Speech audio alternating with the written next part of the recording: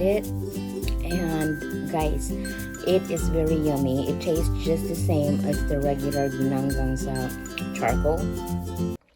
So we have some bananas that are ripe, and we're gonna make ginanggang na banana. Okay guys, so I peel the bananas, put them in a baking pan, and oven is ready. It's set at 400 degrees. So I'm gonna try. This is an experiment. I am too lazy to start the grill, and so this is why I'm doing this, and hopefully this would turn out okay. So let's see. Here it is. I'm not even gonna set in how many minutes. I'm just gonna look at it.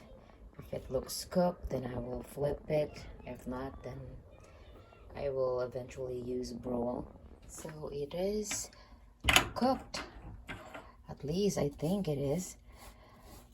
It's been here for 20 minutes. I flipped it after 10 minutes, and now I'm just rubbing on butter. I was gonna use star margarine, but I ran out. So butter should work. And after putting that, I'm just gonna put it to broil, because I want a little burn. Oops.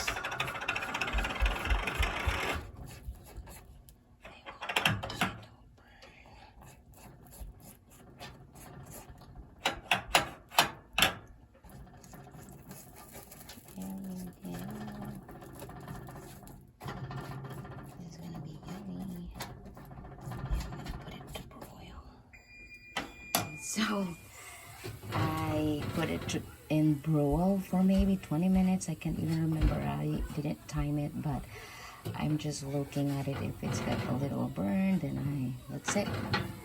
And I'm just gonna put them in the sugar.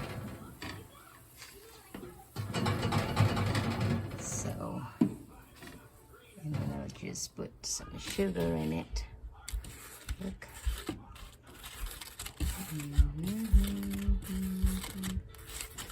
This embryo already wanted some, so just like that.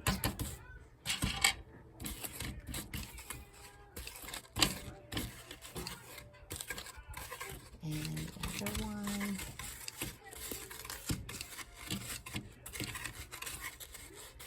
Okay, oops, don't run anywhere.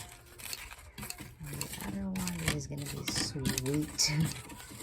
I love sweet. So, and this kind of banana though, this is quite different from what we have in the Philippines.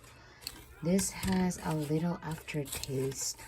It's not the real saba, so, but this is what we have here in the US. So let's just be happy we have something close to the saba banana. And I'm just gonna put them on sticks. Then it'll be ready. Here it is, guys. My ginanggang saging. It's gonna be really yummy. Very easy in the oven. Kaya kainan na. I just tried it, and guys, it is very yummy. It tastes just the same as the regular ginanggang sa charcoal. Very yummy. You should try it. So that's it for today, guys. Thank you for watching, and I hope to see you again in my next video. Bye.